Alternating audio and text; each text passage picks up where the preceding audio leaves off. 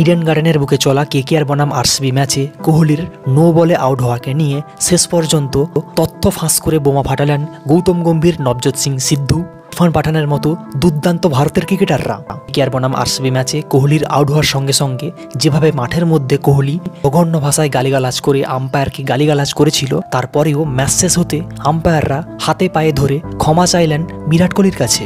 হ্যাঁ বস, কেকেআর বনাম RCB match মানেই কন্ট্রোভার্সির ম্যাচ। এটা শুধু গতকালই নয়, এই পর্যন্ত আইপিএল ইতিহাসে যে কটা কেকেআর বনাম আরসিবি ম্যাচ হয়েছে প্রত্যেক ম্যাচেই কোনো না কোনো কন্ট্রোভার্সি সৃষ্টি হয়েছে। আর কালকের ম্যাচটাও ব্যতিক্রম হলো না। শুধুমাত্র কোহলির নো বলে আউট হওয়াকে নিয়ে নয়, হর্ষিত রানার নো বলকে নো বল না দেওয়া, এমনকি আরসিবি যখন কেকেআরের রানটাকে চেজ করছিল তখন 18তম ওভারে গৌতম গম্ভীর এবং আম্পায়ারের সঙ্গে প্রবল তর্কাতর্কিও শুরু হয়ে যায় এই ম্যাচের মধ্যে। আর সবটাই জানবো এই ভিডিওতে। বস, গতকালের ম্যাচে তো কি হয়েছে কোহলির সঙ্গে সেটা সবাই জানে, তবুও বলে রাখি। কেকেআর যখন প্রথম ইনিংসে ব্যাট করে 222 রান তুলে দিয়েছিল 6 উইকেট হারিয়ে, সেই রানকে তাড়া করতে নেমে বিরাট কোহলি যখন 18 রানে ব্যাটিং করছিল তখন বিরাট কোহলিকে বোলিং করতে আসেন হর্ষিত রানা। এবং সেই সময় যখন হর্ষিত রানা বিরাট কোহলিকে ফুল টস কিংবা ইয়র্কার লেন্থে একটা বল করেন, তখন বিরাট কোহলি সেই বলটাকে অনেকটা এগিয়ে এসে পপিং ক্রিজ থেকে অনেকটা বেরিয়ে এসে মারার চেষ্টা করেন। আর তখন সেটা উপরে উঠে গিয়ে ব্যাটে লেগে হর্ষিত রানার কাছে ক্যাচ হয়ে যায়। আর তখন বিরাট কোহলি মাঠের মধ্যে ফেটে পড়েন, কারণ তিনি বুঝতেই পারেননি এই বলটা আসলে সঠিক ডেলিভারি ছিল কিনা। কেননা ক্রিকেটের সাধারণ নিয়ম এটাই যে কোনো বল যদি কোমরের উপরে চলে আসে সেটা নো বলই হয়। কিন্তু বর্তমান আইপিএলে যে সমস্ত টেকনোলজি ব্যবহার করা হচ্ছে এবং যেখানে প্রত্যেকটা প্লেয়ারের হাইট এবং সমস্ত কিছুকে মেপে ঝুপে নির্ণয় নেওয়া হচ্ছে, সেখানে সেই বলটা পুরোপুরিভাবে সঠিক বল ছিল। বিরাট কোহলি যদি পপিং ক্রিজের মধ্যে থেকেই এই শটটা খেলার চেষ্টা করতেন তখন 100% ভাবে এই বলটা নো বল হতো। কিন্তু তিনি যেহেতু বলটা শট মারতে গিয়ে পপিং ক্রিজ থেকে অনেকটাই এগিয়ে এসেছিলেন, তখন সেই বিচারে কিন্তু বলটা একেবারে সঠিক বল। সেটা কোহলি ম্যাচ শেষে নিজেই মেনে নেন। কিন্তু কিছু ক্রিকেটার যেমন নবজোৎ সিং সিদ্ধু, মোহাম্মদ কাইফ, অম্বতি রাইডুর মতো ভারতের ক্রিকেটাররা এই বলটাকে পুরোপুরি নো বল বলে যুক্তি দেখান।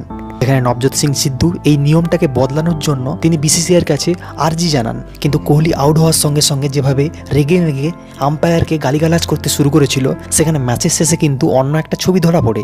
বস, ম্যাচ শেষে মাঠের ধারে আম্পায়ারকে দাঁড়িয়ে থাকতে দেখা যায়। কোহলিকে ক্ষমা চাওয়ার বদলে আম্পায়ারই খোদ কোহলির কাছে এগিয়ে এসে অপ্রত্যাশিতভাবে ক্ষমা চেয়ে নেন। যদিও বিরাট কোহলিকে দূর থেকে আম্পায়ারকে এইভাবে ব্যবহারের জন্য কিছুটা বিনম্র হতেও দেখা যায়। তো এই তো ছিল একটা কন্ট্রোভার্সির কথা। আর যে দ্বিতীয় কন্ট্রোভার্সিটাকে নিয়ে সমস্ত আরসিবি ফ্যানেরা এই মুহূর্তে ঝামেলা শুরু করেছে, সেটা হলো হর্ষিত রানার একটা নো বলকে নো বল না দেওয়া। হ্যাঁ বস, সত্যি সত্যি তার যে বুট বা পায়ের কিছু অংশ যখন তিনি বল করছিলেন তখন কিছু অংশ মাত্র লাইনের পোটটা ছুঁয়েছিল, যেটাকে আম্পায়ার কিছুটার জন্য রিভিউ করতে পারত। আর তৃতীয় যে কন্ট্রোভার্সিটা হয় সেটা হলো আরসিবি যখন কেকেআরের দেওয়া রানটাকে চেজ করতে নেমেছিল এবং 18তম ওভারে যখন Kolkata night Riders Sunil Narine, যে বর্তমানে চোটে রয়েছে হালকা, তার বদলে একটা দুর্দান্ত ফিল্ডার রাহিমউদ্দৌলা গুরবাজকে সাবস্টিটিউট প্লেয়ার হিসেবে নিতে চেয়েছিল, তখন আম্পায়াররা কিন্তু কেকেআরের এই আবেদনটাকে পুরোপুরিভাবে নাকচ করে দেয়। আর তখন মাঠের মধ্যে শ্রেয়স আয়ার থেকে শুরু করে ডাগআউটে বসে থাকা গৌতম গম্ভীর এবং কোচ চন্দ্রকান্ত পণ্ডিত পুরোপুরিভাবে রেগে যায় এবং গৌতম গম্ভীর সেই মুহূর্তে সরাসরি চেয়ার ছেড়ে উঠে আম্পায়ারকে তীব্রভাবে গালিগালাজ করতে শুরু করে। কেননা আইন অনুযায়ী কলকাতা নাইট রাইডার্স কিন্তু হোম টিম হিসেবে সুবিধাটা নিতে পারত। যাই হোক, ম্যাচ শেষে গৌতম গম্ভীর এবং কোহলিকে এভাবে আউট হওয়াকে নিয়ে কিন্তু বিনম্রভাবে কথা বলতে দেখা যায় এবং খুব সম্ভবত কোহলিও কিন্তু ম্যাচের পরে টেকনিক্যালিভাবে যে তিনি আউট ছিলেন সেটা তিনি নিজেও মেনে নেন। কিন্তু যাই হোক, তোমার মতামত কি তা তুমি নিচে কমেন্টে জানাও। আর ভিডিওটি ভালো লাগলে অবশ্যই করো লাইক, শেয়ার, কমেন্টের পাশাপাশি আরও ভিডিওর জন্য চ্যানেলটিকে সাবস্ক্রাইব। ধন্যবাদ।